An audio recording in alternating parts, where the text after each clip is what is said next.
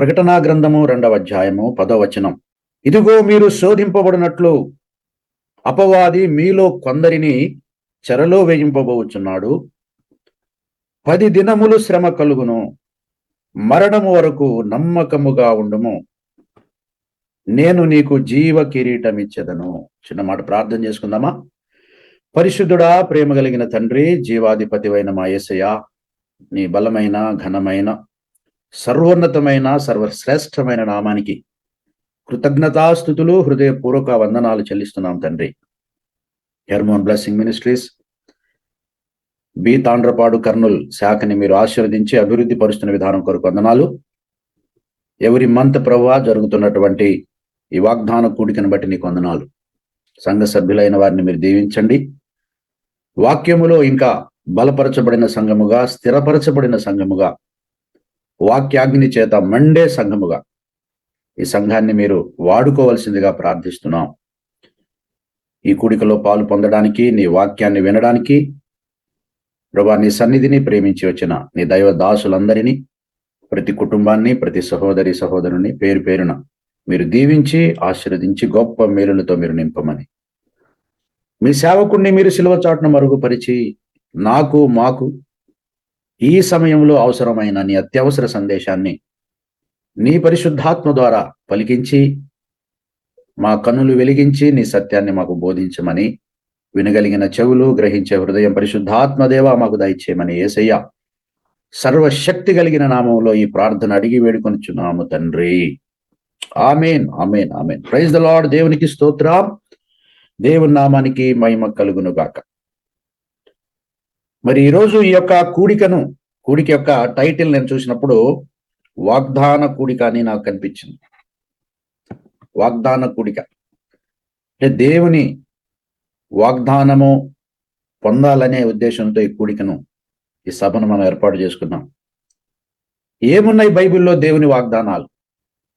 ఏ వాగ్దానం మీద నేను మాట్లాడాలి, ఏ వాగ్దానం మీద నేను ప్రసంగించాలి అని దేవుని సన్నిధిలో ఆలోచిస్తూ ఉండగా, ప్రార్థిస్తూ ఉండగా బహుశ్రేష్టమైన వాగ్దానాన్ని దేవుడు నాకు అనుగ్రహించాడు, మనకి ఈరోజు అనుగ్రహిస్తున్నాడు. ప్రకటన 2:10, రెవల్యూషన్ 2:10.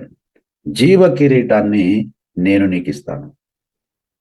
ఇంతకన్నా గొప్ప వాగ్దానం, ఇంతకన్నా శ్రేష్టమైన వాగ్దానం ఏమని చెప్పండి బైబిల్లో? I will give you the crown of life. నేను నీకు జీవ కిరీటము ఇస్తాను.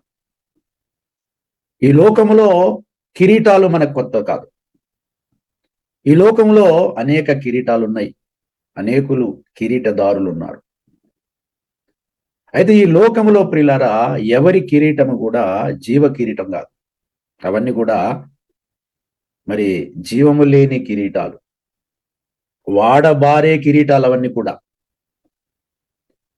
ఇప్పుడు మన ఆంధ్ర రాష్ట్రంలో చూస్తే మరి గతములో ఉన్న కిరీటం ఇప్పుడు లేదు. ఈ 5 సంవత్సరాలు ఉన్న ఈ కిరీటం వీళ్ళకి వచ్చే 5 ఏళ్లలో ఉంటుందో లేదో తెలియదు. అలాగే అమెరికాలో పోయిన ప్రభుత్వం ఇప్పుడు లేదు. ఇప్పుడున్న ప్రభుత్వం నెక్స్ట్ టర్మ్లో వస్తుందో లేదో తెలియదు. ఈ లోకంలో ఏ కిరీటము కూడా శాశ్వత కిరీటం కాదు. ఏ కిరీటము వాడబారని కిరీటం కాదు.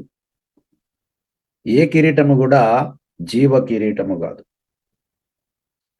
జీవ కిరీటము అనగా ఏంటంటే వాడబారని కిరీటము. అంటే జీవ కిరీటం అంటే ప్రియులారా వాడబారని కిరీటం అండి. అంటే శాశ్వతమైన కిరీటము. 5 ఏళ్ళుండి పోయే కిరీటం కాదు. 10 ఏళ్ళుండి పోయే కిరీటం కాదు. ఇప్పుడు బీజేపీకి 15 ఏళ్లుగా కిరీటం ఉంది. ఇంకొక 5 ఏళ్ళు ఈ కిరీటాన్ని ఎలాగా కంటిన్యూ చేయాలని నానా బాధలు పడుతున్నారు. కానీ దేవుడు నీకు నాకు వాగ్దానం చేసినటువంటి కిరీటము, వాడబారని కిరీటము, జీవ కిరీటము, నీతి కిరీటం. ఇది శాశ్వతమైన కిరీటం. ఇది శాశ్వతమైన అధికారము, శాశ్వతమైన రాజ్యము, శాశ్వతమైన సింహాసనం, శాశ్వతమైన ఆధిక్యత, శాశ్వతమైనటువంటి ప్రత్యేకత ప్రభు మనకు వాగ్దానం చేస్తున్నాడు, సంఘాలకు వాగ్దానం చేస్తున్నాడు. ఈ రెండవ అధ్యాయం 29వ వచనం చూస్తే, సంఘములతో ఆత్మ చెప్పుచున్న మాట చెవి గలవాడు వినుగాక. సంఘాలతో పరిశుద్ధాత్మ దేవుడు మాట్లాడుతున్నాడు, విశ్వాసులతో పరిశుద్ధాత్మ దేవుడు మాట్లాడుతున్నాడు, సేవకులతో పరిశుద్ధాత్మ దేవుడు మాట్లాడతాడు. నీకు నేను జీవ కిరీటం ఇస్తే, ఈ లోకంలో జీవము లేని కిరీటాలు, వాడబారే కిరీటాలు నీకు రావచ్చేమో, కానీ నేను ఆఫర్ చేస్తున్నా, నేను వాగ్దానం చేస్తున్న కిరీటం జీవ కిరీటం. అయితే ఈ జీవ కిరీటాన్ని ఎవరు పొందుకుంటారు? ఎవరికి ప్రభు వాగ్దానం చేస్తున్నాడు? ఎవరు దీన్ని అనుభవిస్తారు? యుగ యుగాలు, మహిమ లోకంలో, రాబోయే యుగంలో. అంటే అక్కడ కొన్ని కండిషన్స్ ప్రభు చెప్పాడండి. ఇదిగో మీరు శోధింపబడినట్లు అపవాది మీలో కొందరిని చెరలో వేయించబోచున్నాడు. చెర అంటే ఇప్పుడు మన వాడుక భాషలో జైలు అని మనం చెప్పుకోవాలి. ఇంకా కరెంట్ లాంగ్వేజ్లో మాట్లాడుతుంటే కేసులు అని కూడా దాన్ని మనం వివరించుకోవాలి. మీ మీద కేసులు పెడతారు, మీ మీద కేసులు కడతారు, మిమ్మల్ని జైల్లో కూడా వేస్తారు. మీరు ఎలా ఉండాలి అంటే నమ్మకంగా ఉండాలి. ఇంకా ఏమన్నాడు? అంతటితో మాత్రమే కాదు, ఏదో కేసు కట్టి జైల్లో పెట్టడమే కాదు, మరణము వరకు నమ్మకంగా ఉండము. నంబర్ 2 ఫుట్ నోట్ కింద చూస్తే, ప్రాణాపాయము వచ్చినను, అంటే ప్రాణం మీదకి వచ్చినా సరే నువ్వు నాకు నమ్మకంగా ఉండాలని ప్రభు కోరుతున్నాడు. సంగమా, నీవు నాకు నమ్మకమైన భార్యగా ఉండాలి, నమ్మకమైన సంఘముగా నాకు నువ్వు ఉండాలి, నమ్మకమైన సైన్యంగా నువ్వు ఉండాలి, నమ్మకమైన సైనికుడుగా, పోరాడేవాడుగా నువ్వు నాకు ఉండాలి. I need a faithful church. There are many churches in the world. లోకములో ఎన్నో సంఘాలు ఉన్నాయండి, కానీ ప్రభుకు నమ్మకమైన సంఘం కావాలి. ఎందుకంటే ఆయన జీవ కిరీటం ఇవ్వాలనుకున్నాడు వాళ్ళకి. లోకంలో సైనికులు ఎంతో మంది ఉన్నారు, కానీ నమ్మకమైన సైనికులు ప్రభుకు కావాలి. పిల్లలు, ఈ వాక్యాన్ని ఆలోచిస్తూ ఉన్నప్పుడు, ధ్యానిస్తూ ఉన్నప్పుడు, పరిశోధిస్తున్నప్పుడు కొన్ని తలంపులు నా మనసుకు వచ్చాయి. వాటిని మీతో పంచుకునే ప్రయత్నం చేస్తాను. ఈ జీవ కిరీటాన్ని పొందుకునేటువంటి నమ్మకస్తుల గుంపులో నువ్వు ఉండాలంటే, నమ్మకస్తుల కవిలలో నీ పేరు చేరాలంటే, నీవు పిరికి వాడవై ఉంటే కుదరదు. The first thing I'm revealing to you. పిరికి వారు, భయస్థులు ఎవరు కూడా ప్రభుకు నమ్మకంగా ఉండలేరు. వారు సింహాసనం మీదకి రాలేరు, జీవ కిరీటాన్ని పొందుకోలేరు, ఏ వాగ్దానాన్ని వాళ్ళు పొందకుండా మిస్ అయిపోతారు.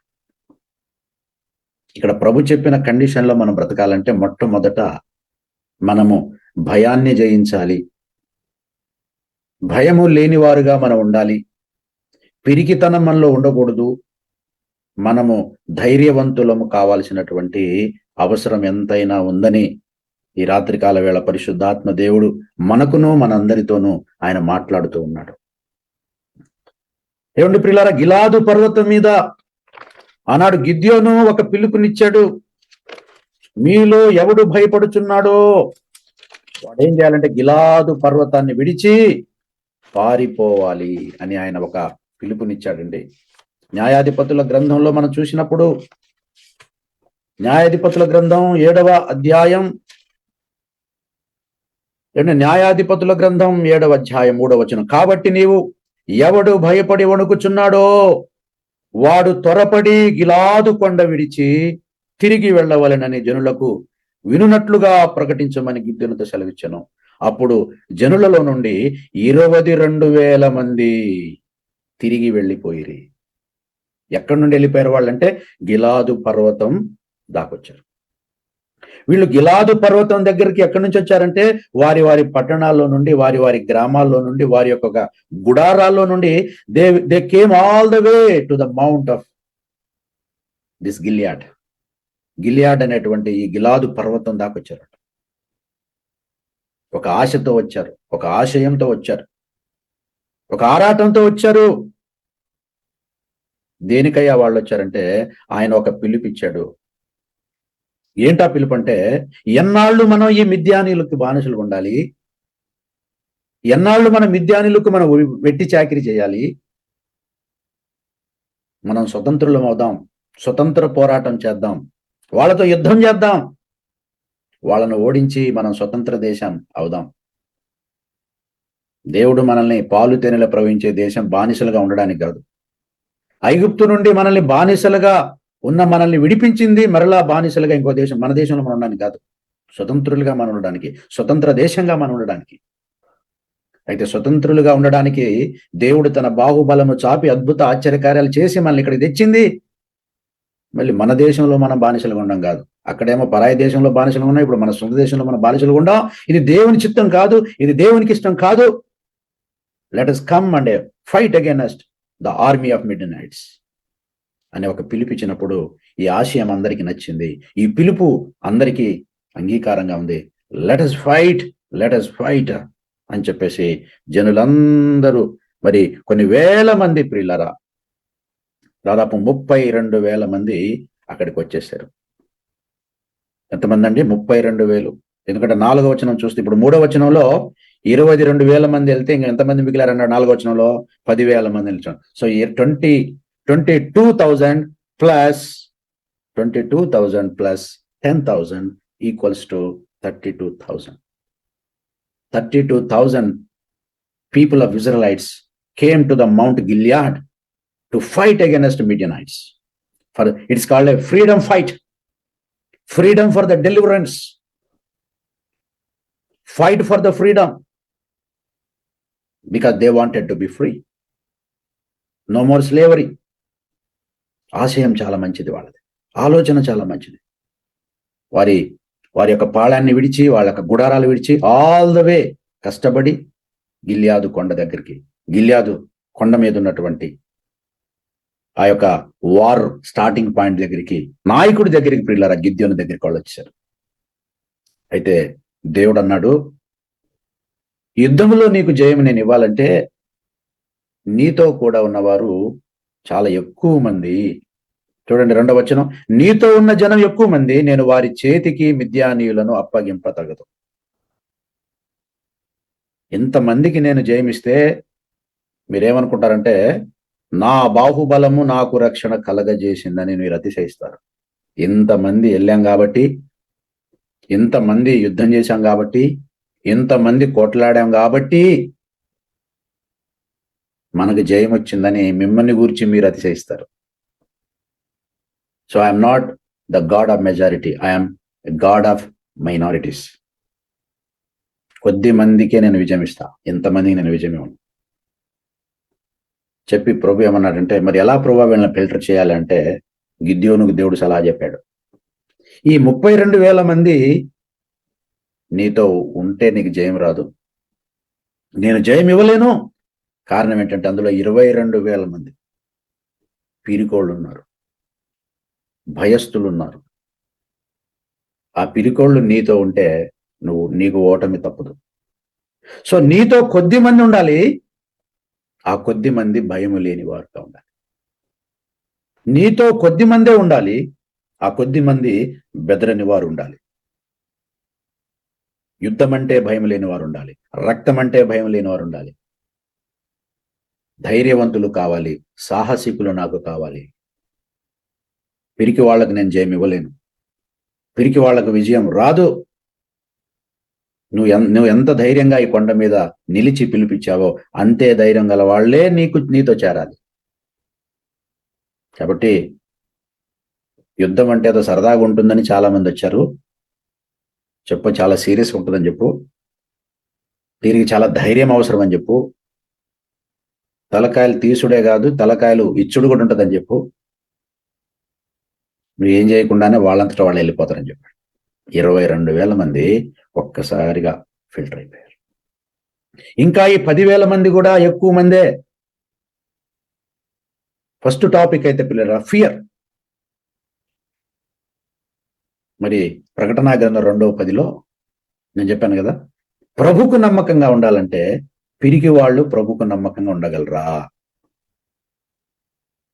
ప్రభుకు నమ్మకంగా ఉండాలంటే ధైర్యంగా ఉండాలని చెప్తున్నాను. లేకపోతే గిలాదు కొండను విడిచిన ఇశ్రాయేలీల పరిస్థితి లాగా ఉంటుంది. సార్, ఈ లేఖన భాగాన్ని మీ దృష్టికి నేను ఎందుకు తీసుకొస్తానంటే, పాస్టర్ ప్రవీణ్ పగడాల గారి యొక్క ఇన్సిడెంట్ ఏదైతే జరిగిందో, మీరు డే 1 నుండి చూసినట్లయితే ఇది ముమ్మాటికి హత్యే అని నమ్మి గొంతు చిచ్చుకొని అరిసినటువంటి చాలా మంది నాయకులు, చాలా మంది సేవకులు ఇప్పుడు ఈ ఇన్సిడెంట్ జరిగిన వారం తర్వాత లేరు. వాళ్ళ భాషను మార్చుకోవడం మనం చూస్తున్నాం, వాళ్ళు రూట్ మార్చుకోవడం మనం చూస్తున్నాం, వాళ్ళ యొక్క లాంగ్వేజ్ మార్చుకోవడం మనం చూస్తున్నాం. చాలా విచిత్రం కదా. ముందైతే మనకంటే ఎక్కువ అరిసి, మనకంటే ఎక్కువ గోల్ చేసి, ఇది ముమ్మాటికి హత్యే, అనుమానం కూడా కాదు అసలు, ఎందుకంటే అది యాక్సిడెంట్ అని ఫస్ట్ చెప్పారు అందరు కూడా. ఏమంటే యాక్సిడెంట్ అంటే మనకెవరికైనా కొత్త అండి? యాక్సిడెంట్ అనేది ప్రతిరోజు పొద్దున మనం ఏదో ఒక యాక్సిడెంట్ ఎక్కడో దగ్గర చూస్తూనే ఉంటాం కదా. It is not a new subject for us. Accident అంటే ఎలా జరిగిద్దో, దాని యొక్క పరిణామాలు ఎలా ఉంటాయో కనీస అవగాహన మనకు లేదా? దానికి పెద్ద మేధావి శాస్త్రవేత్త అక్కర్లా. ప్రతి సామాన్యుడికి కూడా ఈ యొక్క యాక్సిడెంట్ సీన్, ఆ దృశ్యాలు ఎలా ఉంటాయనేది ఒక అవగాహన ఉంది. యాక్సిడెంట్ అంటే 2 విషయాలు స్పష్టంగా ఉంటాయి. ఒకటి, యాక్సిడెంట్ అయినటువంటి వాహనము ఇంకొక వాహనాన్ని గుద్దుకొని ఉంటుంది, ఆ వాహనం పాడైపోయి ఉంటుంది, ఆ వాహనము డెంట్ పడి ఉంటుంది, ఆ వాహనము మరి చక్రం అంతా కూడా బెండ్ అయిపోవడం ఉంటుంది, వాహనము షేప్ మారిపోద్ది. సింపుల్గా చెప్పాలంటే వంగిపోయి, ఇరిగిపోయి. It's a basic knowledge. దానికి ఏమంటారు, డ్రైవింగ్ ఎక్స్పర్ట్స్ అవసరంలా, బ్రేక్ ఇన్స్పెక్టర్లు అవసరంలా, సామాన్యులు కూడా ఆలోచిస్తారు. ఏదైనా వెహికల్ వెనుక నుండి పొరపాటున కొట్టింది, లేకపోతే ముందు నుండి గుద్దిందంటే ఆ యొక్క వెహికల్ మొత్తం డ్యామేజ్ అయి ఉండాలి. వెహికల్ డ్యామేజ్ లేదు, అప్పుడు అది యాక్సిడెంట్ అని ఎలా అంటాం? అంటే ఈయన ఏ బండికి గుద్దుకోలేదు, ఇస్ ఎ సెల్ఫ్ యాక్సిడెంట్. ఆయనే స్కిడ్ అయిపోయారు, ఏదో బండిని తప్పించబోయి, లేకపోతే ఆయన తాగాడు గనక మత్తులో కంట్రోల్ తప్పిపోయి పడిపోయాడు అని ఒకవేళ అనుకున్నా సరే, మరి బండి ఒకవైపు, మనిషి ఒకవైపు పడతారు.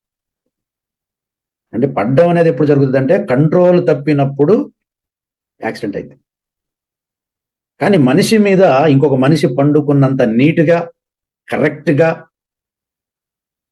ఒక వ్యక్తి మీద బండి పడ్డది అంటే అది యాక్సిడెంట్ అంటారా? కంట్రోల్ తప్పడం అంటారు దాన్ని. అది కంట్రోల్ తప్పినట్టుగా లేదు కదా అక్కడ. మూడోది, ఒకవేళ కంట్రోల్ తప్పి పడలేదండి, కంట్రోల్లో ఉంటూనే పడ్డాడు కాబట్టి మనిషి మీద బండి ఉంది అని ఒకళ్ళు అనుకుంటే, మరి ఒంటి మీద దెబ్బలు ఎలా తగిలే? తొడ మీద కాల్చిన గుర్తులు ఎక్కడి నుంచి వచ్చాయి? సైలెన్సర్ రైట్ సైడ్ ఉంటే పైన ఉన్నదే తన మీద, కిందున్న మనిషి యొక్క కాళ్లకు తొడ దగ్గర ఆ యొక్క గాయం, కాల్చినటువంటి ఆ గాయం ఎలా అయింది? ముఖం మీద మరి ఎవరో కొట్టినట్టుగా, ముఖం పగిలినట్టుగా, ఎవరో కక్షతో, ద్వేషంతో చంపినట్టుగా ఉంది. ఈ చావును చూసిన వాళ్ళు భయపడాలి అని వాళ్ళు ఒక సైలెంట్ మెసేజ్ ఇచ్చినట్టుగా ఉంది అని సామాన్యుడు మొదలుకొని ప్రతి నాయకుడు గొంతెత్తి అరుస్తా ఉన్నారు. ప్రియులారా, నేనైతే ఒకటి కోరుకున్నా, ఏంటంటే మరి ప్రణయ్ హత్య జరిగినప్పుడు మిర్యాలగూడ ప్రాంతంలో అద్భుతంగా దాన్ని ఛేదించేశారండి పోలీసులు. అది పోలీసుల గొప్పతనం. పోలీసు వ్యవస్థ సక్రమంగా పనిచేయడానికి, తనకి ఏ విధమైన అవరోధాలు కలిగించకుండా, ఏ రకమైన పొలిటికల్ ఇన్ఫ్లుయెన్స్ ఆబ్స్టికల్ గా రాకుండా ఆనాడు చిత్తశుద్ధితో పనిచేసిన గవర్నమెంట్ కూడా మనం అభినందించాలి. గవర్నమెంట్ లో చిత్తశుద్ధి ఉంది, అలాగే డిపార్ట్మెంట్లో చిత్తశుద్ధి ఉంది, చక్కగా దాన్ని తేల్చిపడేశారు. మనకు తెలుసు, హత్య చేయించిన వాడు అగ్రకులస్తుడు, హత్య అయిన వాడు దిగువ స్థాయి కులస్తుడు. మరి హత్య చేసిన వాడి కులం చాలా ఇన్ఫ్లుయెన్స్, ధనము, అధికారం కలిగినటువంటిది. ఆ హత్యని లేకపోతే ఆ నేరాన్ని నీరుగార్చడానికి వాళ్ళు ఎన్నో విధాల ప్రయత్నం చేసి ఉంటారు. ఎంతమంది రాజకీయ నాయకుల్ని, వాళ్ళు డబ్బులు ఇచ్చి గెలిపించినటువంటి ప్రజాప్రతినిధుల్ని గెలిపించే ప్రయత్నం చేసిన వాళ్ళందరినీ వాళ్ళు కలిసి ఉంటారు. కానీ ఆనాడు అధికారంలో ఉన్న గవర్నమెంట్ చాలా చిత్తశుద్ధితో ఉంది, నిజ నిజాలు బయటికి రావాలి. ప్రియులారా, ఆ రోజు గవర్నమెంట్ అయినా ఆనాడు డిపార్ట్మెంట్ అయినా చిత్తశుద్ధితో పనిచేశాయి, సిన్సియర్గా పనిచేశాయి, నిజ నిజాలు తేలాలని, దోషులకు శిక్ష పడాలని వాళ్ళు పనిచేశారు. అయితే ఒక విషయాన్ని నేను మీకు ఈ సందర్భం గుర్తు చేస్తాను. 2025లో మనందరం కూడా ఉన్నాం. మనం ఎలాంటి లోకములో లేకపోతే ఎలాంటి కాలంలో మనం ఉన్నామంటే, ఈరోజు న్యాయము మామూలుగా అంటారు, చట్టం తన పని తాను చేసుకుపోతుంది అనేది ఒకప్పటి మాట, అది ప్రస్తుత మాట కాదు. ఆ మాట ఇప్పుడు అబద్ధం. ఇప్పుడు చట్టం అనేది ఎలా తయారైందంటే, ఇప్పుడు బండి ఉంది, టూ వీలర్ వెహికల్, మనం నడుపుకుంటూ వెళ్తే అది తీసుకొని మనల్ని వెళ్తుంది. తనంతట తాను వెళ్తుంది, అది తనంతట తాను వెళ్ళదు, అది మనం తీసుకెళ్ళాలి దాన్ని. అలా చట్టము తన పని తాను చేసుకోవట్లేదు. తన పని తాను చేసేటట్టుగా ఒత్తిడి వచ్చినప్పుడు, తన పని తాను చెయ్యాలి అని దాన్ని మనం గుర్తు చేస్తున్నప్పుడు, ఆ చట్టము తన పని తాను చేసే దినాల్లో మనం ఉంటున్నాం. ఎందుకంటే చట్టంలో లోపం లేదు, చట్టంలో సిన్సియారిటీ ఉంది. కానీ చట్టం అడుగు ముందుకు వేయకుండా, చట్టము తన పనిలో తాను ముందుకు సాగకుండా ఎన్నో శక్తులు, ఎంతో మంది వ్యక్తులు, ఎన్నో వ్యవస్థలు అడుగడుగున అడ్డుపడుతూ అక్రమాన్ని, అన్యాయాన్ని కాపాడుకునే ప్రయత్నాలు చేస్తాయి. ఈ పెద్ద పెద్ద వ్యవస్థల మధ్య చట్టం అనేది చిక్కుకుపోతా ఉంది. చట్టాన్ని ఫ్రీగా వదిలేస్తే తన పని తాను చక్కగా చేసుకుంటే తిరుగులేదు. అయితే చిత్తశుద్ధి వాళ్ళకి ఎందుకు వచ్చిందా ఆ రోజంటే, కొన్నిసార్లు ప్రియులారా, తప్పనిసరి పరిస్థితుల్లో కూడా న్యాయం చేయాల్సి ఉంటుంది. ఆ రోజుల్లో వచ్చిన ఉద్యమం, ఆ రోజుల్లో అందరూ దళిత వర్గాలు కానీ, బలహీన వర్గాలు కానీ ఏకమై, సంఘటితమై రాష్ట్రాన్ని అతలాకుతలం చేస్తే, చచ్చినట్టు ప్రభుత్వానికి ఇష్టం ఉన్నా లేకున్నా, చట్టానికి అవరోధాలు కలిగిన ఆ యొక్క మిస్ట్రీని ఛేదించారు, నేరస్తుల్ని శిక్షించారు, సమాజం హర్షించింది, డిపార్ట్మెంట్కి సెల్యూట్ కొట్టింది, ప్రభుత్వానికి మరి హర్షనాదాలు చూపించింది. అదే ఈరోజు మనం కోరుకుంటున్నాం. ఈరోజు ప్రభుత్వాలు సిన్సియర్గా పనిచేయాలి. ఈ కేసు యొక్క నిజ నిజాలు తేలాలి. ఇది యాక్సిడెంట్ కాదంటున్నారు క్రైస్తవ సమాజం, క్రైస్తవ నాయకులు. ఇందులో ఏమైనా కుట్ర దాగి ఉన్నదా, దీన్ని మనం నిగ్గు తేల్చాలి అనే చిత్తశుద్ధి ఈనాటి గవర్నమెంట్కి ఉందా? ఈనాడు ఉన్నటువంటి డిపార్ట్మెంట్ వారికి ఏ ఆటంకం లేకుండా సిన్సియర్గా పని చేసుకుపోవడానికి ఈ కేసులో అవకాశం ఉందా అనే ప్రశ్నలు ఈరోజు వస్తూ ఉన్నాయి పిల్లలు. ఎందుకంటే ఇందులో చాలా విషయాలు ముడిపడి ఉన్నాయి. ఈ విషయంలో చాలా లోతైన కుట్ర, బలమైన కుట్ర, పెద్ద పెద్ద తలకాయలు ఇన్వాల్వ్ అయినటువంటి పరిస్థితులు మనకి క్లియర్గా కనబడతాం. ఈ కుట్ర ప్రారంభంలో మనం చిన్నది అనుకున్నాం, కానీ మనం అడుగులేస్తూ ముందుకు పోయే కొలది వస్తున్న విషయాలు, వారు ఫ్రేమ్ చేసిన విధానం, వాళ్ళు తయారు చేసినటువంటి విధానం, వాళ్ళు ఎలా పొందుపరుస్తున్న విధానాలు చూస్తూ ఉంటే కుట్ర చాలా పెద్దదుందని. ఇది ఒక ప్రవీణ్కి వ్యతిరేకంగా జరిగిన కుట్ర కాదు, ఇది క్రైస్తవ్యానికి వ్యతిరేకంగా జరుగుతున్న కుట్రగా భావించాలి. ఒక ప్రవీణ్ చంపినందుకు కాదండి ఉద్యమం, ఒక ప్రవీణ్ విషయంలో కాదు, ఇది అందరి సమస్య అనే ఈరోజు అది ఒక కమ్యూనిటీ దాన్ని ఓన్ చేసుకుంది. ప్రవీణ్ ఎవరు అసలు మాకు తెలియదండి, ఆయన ముఖం కూడా మేము ఎప్పుడు ఇన్ పర్సన్ చూడలేదు, ఎప్పుడో డిబేట్లో చూసామన్న వాళ్ళు, ఆ డిబేట్లో కూడా మేము చూడలేదు అన్న వాళ్ళు ఉన్నారు. మరి ఎందుకు మీ ఇంట్లో సొంత తమ్ముడు, సొంత చెల్లి చనిపోతే ఎంత పోరాడుతున్నారు, అంత పోరాడుతున్నారు మీరు అంటే this is not a personal issue, this is a community issue. ఈరోజు పర్సనల్ ఇష్యూ అని వదిలేస్తే ఈ ఇష్యూ రేపు కమ్యూనిటీ మొత్తానికి ప్రమాదం, కమ్యూనిటీ అంతటికి నష్టం. ఇది అక్కడ మొదలైంది రేపు నీ దగ్గరికి వస్తుంది, ఇక్కడ దాకా వస్తుంది. దీన్ని మొక్కగా ఉన్నప్పుడే తుంచాలి, మానై ఉంటే దాన్ని మనం నరకలేం. చాలా పెద్ద కష్టం అవుతుంది. ఎందుకు దీన్ని విషయం మాట్లాడుతున్నానంటే ప్రియులారా, ఒక విషయాన్ని మీరు గమనించండి. ఒకప్పుడు ఆడపిల్లలు ఒంటరిగా వెళ్ళొద్దు, ఒంటరిగా తిరగొద్దు అనే చెప్పిన స్థాయి నుండి ఈరోజు ఏ స్థాయికి వచ్చిందో సమాజం తెలుసండి? ఈరోజు ఏ స్థాయిలో భారతదేశం, ఆంధ్ర రాష్ట్రం వచ్చిందో తెలుసా? ఆడపిల్లలు మీరు ఒంటరిగా వెళ్ళొచ్చు. ఆంధ్రాలో ఉన్న అమ్మాయి హైదరాబాద్లో జాబ్ చేసుకోవచ్చు సింగిల్గా, as a single girl. Hyderabad నుండి బెంగళూరు వెళ్ళొచ్చు, జాబ్ చేసుకోవచ్చు. ఒంటరిగా ఆడవాళ్ళు తిరగొచ్చు, ప్రమాదం లేదు. కానీ పాస్టర్లు ఒంటరిగా తిరగొద్దట. ఎక్కడికి తీసుకొచ్చారు ఈ సమాజాన్ని? అంటే ఒంటరిగా తిరిగే ఆడపిల్లకున్నంత ప్రొటెక్షను, క్షేమము ఈరోజు పాస్టర్లకు లేదా? దేవుని సేవకులకు లేదా? సిగ్గు లేదా ఈ మాట అనడానికి? ఆ భాష మాట్లాడడానికి పాస్టర్లు కొంతమంది ఉన్నారు. మీకు సిగ్గు లేదా? మేమేదో జ్ఞానవంతులం, జ్ఞానపు మాటలు మాట్లాడుతున్నాం అనుకుంటున్నారు మీరు. పాస్టర్ ప్రవీణ్ పగడాల గారు ఒంటరిగా రావడం తప్పు. ఏమన్నా ఆడపిల్ల ఒంటరిగా రావడానికి? ఒంటరిగా ఆడపిల్ల వెళ్ళకూడదండి అనడానికి. ఆమె ఆడపిల్ల. ఆయన దేశ విదేశాల్లో వ్యాపారాలు నడిపినవాడు.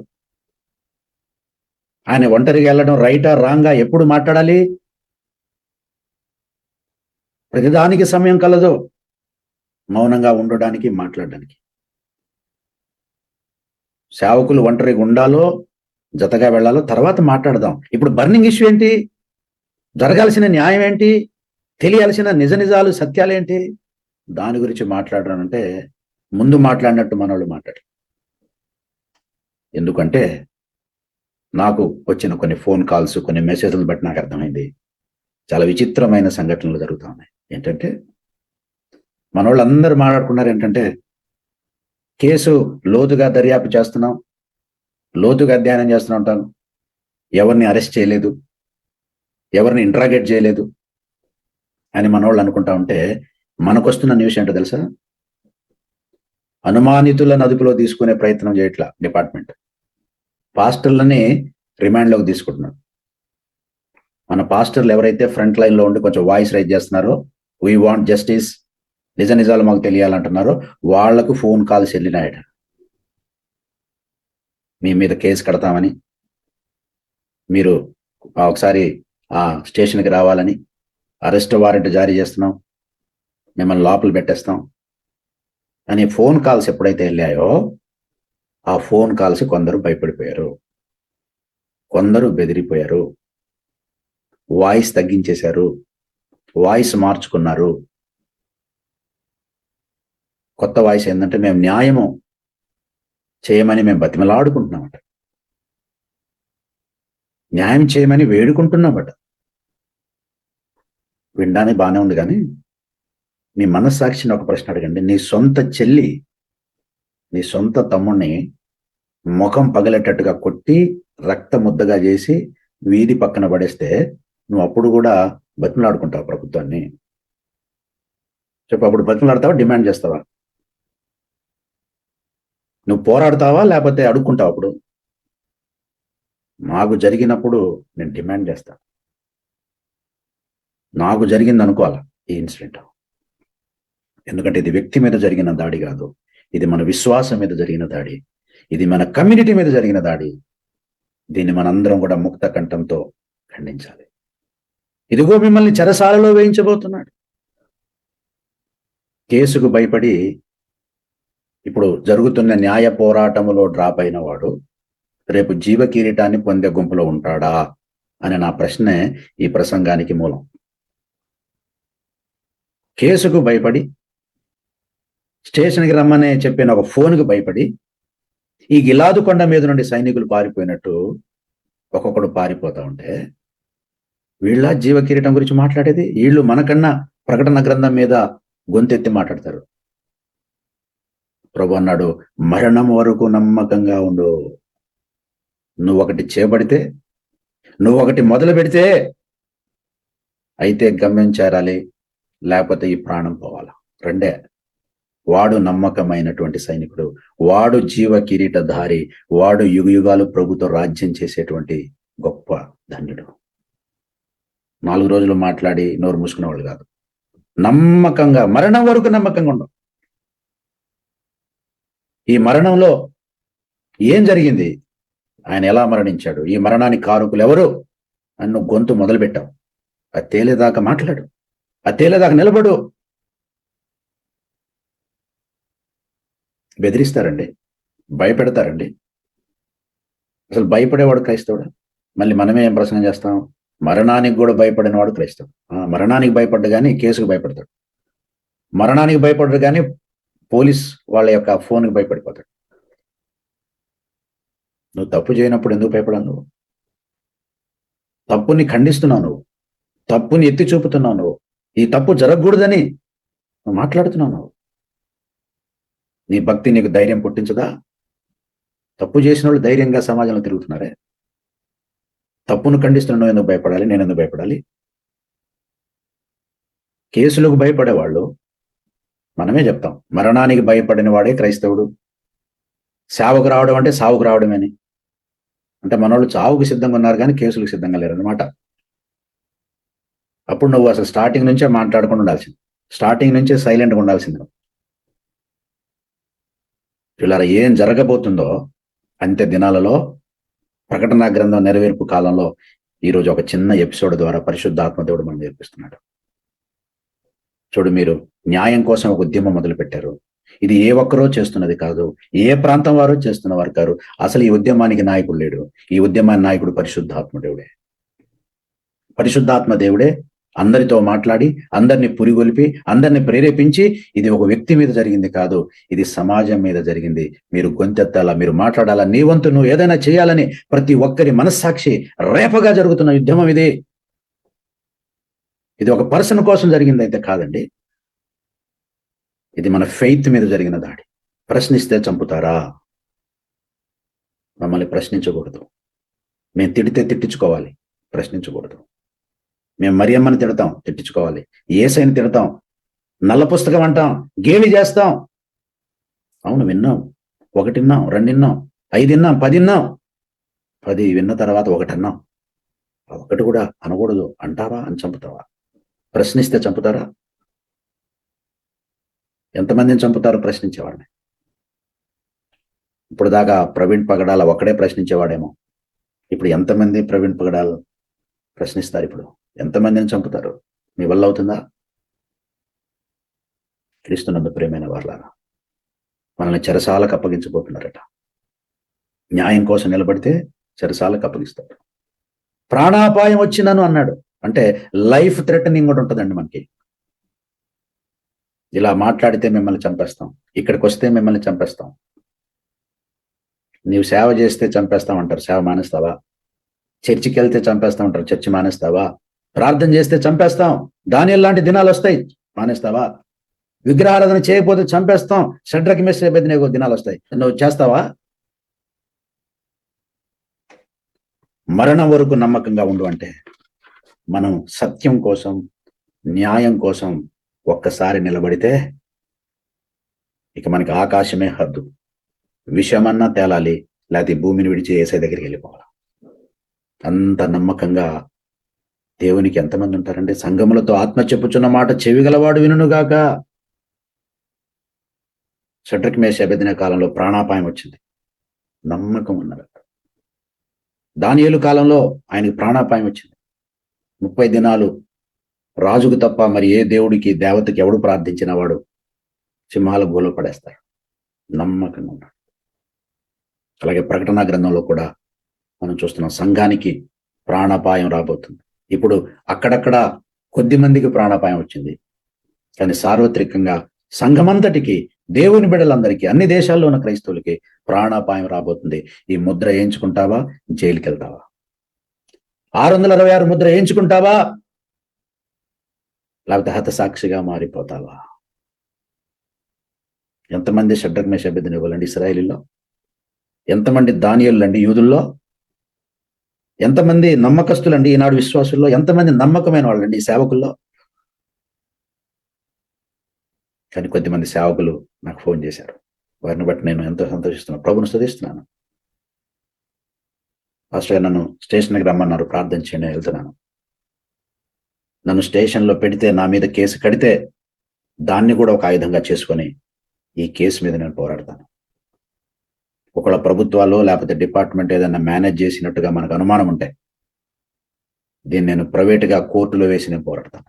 నా కోసం ప్రార్థన చేయండి. భయపడేదే లేదు, వెనకడుగేసేదే లేదు. న్యాయం కావాలి. ఏమండి, మన పోరాటం కత్తులతోనో కర్రలతోనో బాంబులతో కాదు, ప్రశ్నించడమే. మనందరం ప్రవీణులమే, మనందరం పగడాలమే. ప్రశ్నిద్దాం. ప్రశ్నించినందుకు చంపిన మా సహోదరుడిది మరి హత్యనా యాక్సిడెంటా తేల్చండి అని ప్రశ్నిద్దాం. ఈరోజు ఎంతమందిని చంపుతారండి? ఇప్పుడు పరిస్థితి ఎలా అయిందంటే, చూడుడి మన ప్రయత్నములు ఎట్లు విఫలమైపోయానో, లోకము ఆయనంట పోవచ్చు. వాళ్ళు ఏం చేతులు ఎత్తేశారు? పరిచయలు మతోన్మాదం చేతులు ఎత్తుకోబోతున్నాయి. ప్రశ్నిస్తే చంపుదాం అనుకుని ఒక తీర్మానం చేసుకున్నాం. ఎంతమందిని చంపుతాం? ప్రతోడు ప్రవీణ్లా తయారయ్యాడు, ప్రతోడు ప్రశ్నిస్తున్నాడు, ప్రతోడు ఇప్పుడు ప్రవీణ్లాగా మాట్లాడుతున్నాడు అనే పరిస్థితి ఆంధ్ర రాష్ట్రంలో మనం తీసుకుని రావాలి. ఇప్పటికే జరిగిన ఉద్యమాన్ని బట్టి ఈ విషయము దేశ విదేశాలకు వెళ్ళిపోయింది. ఇతర దేశాల్లో అసెంబ్లీ, సెనెట్స్ లో, ఇతర దేశాల్లోని పార్లమెంట్ లో ఈ టాపిక్ మాట్లాడే రోజు రాబోతుంది. ఇది భారతదేశ పరువుకు సంబంధించిన ఇష్యూగా మారిపోయింది. ప్రపంచమంతా చూస్తుంది. The government of India is accountable to the world, Christian world. The government of Andhra Pradesh is accountable to the Christian world. అందరూ బాగా పనిచేయాలి, చిత్తశుద్ధితో పనిచేయాలి, చట్టాన్ని తన పని తాను చేయనియాలి. దోషులైన వారు ఎవరైనా ఉంటే వారిని తప్పకుండా కఠినంగా శిక్షించాలి. లేదనుకోండి, ఇది యాక్సిడెంట్ అంటే గివ్ ద రైట్ ఎక్స్ప్లెనేషన్.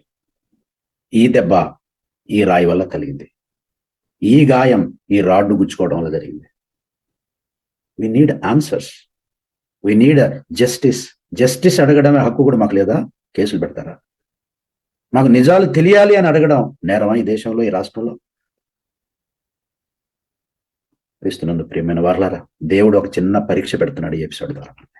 ప్రకటన గ్రంథం కొరకు సిద్ధపరుస్తున్నాడు పరిశుద్ధాత్మ దేవుడు. ఈ చిన్న చిన్న ప్రభుత్వాలకే భయపడే మీరు ప్రపంచ ప్రభుత్వాన్ని ఎలా ఎదుర్కొంటారు? ఈ చిన్న చిన్న చోటా మోటా నాయకులకే భయపడిన మీరు ప్రపంచ రాజుని ఎలా ఎదుర్కొంటారు? ప్రసంగాలు చేయడానికి మన అసలు ఫిట్టేనా? ప్రకటన గ్రంథం ఎత్తుకోవడా నీకు అర్హత ఉందా? క్రీస్తునందు ప్రియమైన వారలారా, ఎవరి మాట మీరు వినకండి, పరిశుద్ధాత్మ దేవుని మాట వినండి. మీ మనస్సాక్షి చెప్పే మాట మీకు వినండి. మీకు ఏది న్యాయమని తోస్తుందో దాని ప్రకారం మీరు చేయండి. ఎవరేం చేయాల్సిన అవసరం. మీరు నోరు తెరిచి ప్రశ్నించండి, డిమాండ్ చేయండి, మాకు నిజం కావాలి అని. మన బ్రదర్, మన సహోదరుడు చనిపోతే మాకు న్యాయం కావాలని, మాకు నిజాలు తెలియాలని మనం పోరాటాలు చేస్తుంటే కొంతమంది మతోన్మాదులకి ఏంటండి నొప్పి? శవాలతో రాజకీయాలు చేస్తున్నారంటారా? వీళ్ళకి శవం కావాలి, వీళ్ళ దేవుడు కూడా శవం అని హేళన చేస్తారా? మా తమ్ముడు చచ్చిపోయి మా బాధలో మేము ఉండి పోరాటం చేసి మీకేంటి బాధ అంటున్నాను? మా పోరాటాలు మీకు ఎందుకు ఇబ్బందిగా ఉంటున్నాయి అంటున్నాను. మా ప్రశ్నల్ని మీరు ఎందుకు భరించలేకపోతున్నారు? మీకు ఎందుకు అంత అసౌకర్యంగా ఉంది? వాళ్ళ తమ్ముడు పోయిన బాధలో, వాళ్ళ అన్న పోయిన బాధలో వాళ్ళు ఏదో పోరాటం చేసుకుంటున్నారు. వాళ్ళకి కావాల్సింది ఏదో మీరు చేయండి, న్యాయం అంటే చేయండి, విషయాలు ఏదో తెలియజేయండి అని మీరు ఎందుకు సైలెంట్ కావట్లేదు? ఎందుకు మీరు వైలెంట్ అవుతున్నారు? మా పోరాటాలు మీకు ఎందుకు ఇబ్బందిగా ఉన్నాయి? ఎందుకు ఈ కమెంట్స్? వాళ్ళకు పోలీసులు ఎందుకు ఫోన్ చేయట్లేదు? వాళ్ళని ఎందుకు అదుపులోకి తీసుకెళ్ళట్లేదు? వాళ్ళ మీద ఎందుకు కేసులు పెట్టట్లేదు? మతాల మధ్య చిచ్చు పెట్టడానికి మాట్లాడుతుంది ఎవరు? ప్రవీణ్ హత్యకు ముందు హిందూ ముస్లిం, హిందువులు బాయ్ బాయ్. ఈ హత్య తర్వాత కూడా క్రిస్టియన్స్, ముస్లిమ్స్, హిందూస్ ఆర్ బాయ్ బాయ్. That is forever. ఈ భూమి ఉన్నంత కాలం, ఈ భారతదేశం ఉన్నంత కాలం అన్ని మతాలు ఐక్యంగా, భారతీయులందరూ నా సహోదరులు, చిన్ననాటి నుండి చేసిన ప్రతిజ్ఞ అది మన గుండె లోతులో ఉంది. ఆ భారతీయుల్లో క్రైస్తవులు ఉన్నారు, భారతీయుల్లో హిందువులు ఉన్నారు, భారతీయుల్లో మహద్దీయులు ఉన్నారు. We are brothers. కానీ కొద్దిమంది మతోన్మాదులు, ఎక్స్ట్రీమిస్ట్, మతము తలకెక్కించుకున్న తలతిక్కళ్ళు మాట్లాడుతున్న వాళ్ళతో పోరాటం ఉంటుంది మనకి. హిందువులతో మనకు పోరాటం లేదు, అందులో మతోన్మాదులతో మనకు పోరాటం. ముస్లింలతో మనకు పోరాటం లేదండి, మనం బాయ్ బాయ్. అందులో కొంతమంది ఎక్స్ట్రీమిస్ట్స్ ఉన్నారు, వాళ్లకు వాళ్లే పోరాటం చేస్తున్నారు. అలాగే క్రైస్తవుల్లో కూడా కొంతమంది మతాన్ని ఎక్కించుకున్న వాళ్ళు ఎవరైనా నుండి మాట్లాడితే మనం వాళ్ళని కూడా ఖండిస్తాం. We don't encourage the extremism in any religion, in any form. We condemn it. We need love, we need peace, we need harmony. Finally, we are Indians with the different religions. We want to be brothers and sisters. ఇది జరగాలంటే ఒక దొంగతనం చిన్న చేసిన వదిలిపెట్టరుగా. వాడిని ఎలాగైనా రాష్ట్రాలు దాటి పట్టుకొని జైలేస్తారు కదా. మరి మనిషిని అంత ఘోరంగా చంపిన వాడిని మీరు బయట ఎలా వదిలేస్తారు? అలా వదిలేస్తే వాళ్ళని ఇంకెంతమంది చంపుతారు? చంపడమే వాళ్ళకి సరదా అయిపోతే ఎన్ని ప్రాణాలు పోతాయి? ఈ సమాజం ఏమైపోతే? కనుక ప్రియులరా, దేవుడు కొంచెములో నమ్మకంగా ఉన్న వాడిని అధికంలో నియమిస్తానని చెప్పాడు. చివరిగా ఒక మాట చెప్తున్నాను, ఇది చాలా ముఖ్యమైన సంగతి. పరిశుద్ధాత్మ దేవుని మాటని ఈరోజు మనం విందాం. ఈ చిన్న అధికారాలకే భయపడుతున్న మనం ప్రపంచ అధికారాన్ని ఎలా రేపు ఎదుర్కొంటాం? ఈ చోటా మోటా నాయకులకే బెదిరిపోయే మనం ప్రపంచ రాజుని ఎలా ఎదుర్కొంటాం? చిన్న చిన్న కేసులకే భయపడే మనం రాబోతున్నటువంటి ఆ మహాశ్రమల కాలంలో ఆ చెరని, ఆ ఖడ్గాన్ని మనం ఎలా ఎదుర్కోబోతున్నాం? సంగమా, నువ్వు ఏ స్థితిలో ఉన్నావు? సేవకులారా, మీరు ఏ రకంగా సిద్ధపడి ఉన్నారు? What kind of person you are? దేవునితో మాట్లాడుతున్నాడు. కనుక మరణం వరకు నమ్మకంగా ఉండడం ఇప్పటి నుంచి మనం సాధన చేద్దాం. నేను అనుకున్న న్యాయం నాకు జరిగేదాకా నేను పోరాడతాను. నేను కోరుకున్న సమాధానం నాకు వచ్చేదాకా నేను మౌనంగా ఉండను, నేను గొంతు ఇప్పుతాను అనే ఒక పట్టుదల ఈ రోజు నుండి మనం సాధన చేస్తే, ఈ ఎపిసోడ్తో మనం సాధన చేస్తే, ప్రకటన కాలంలోని సంభవాల నెరవేర్పు కాలం కల్లా మనం జయశాలుల గుంపులో ఉండగలుగుతాం, నమ్మకస్తుల గుంపులో ఉండగలుగుతాం, జీవ కిరీటం పొందే గుంపులో మనం ఉండగలుగుతాం. అట్టి కృప మనందరికీ పరిశుద్ధాత్మ ద్వారా అనుగ్రహింపబడును గాక.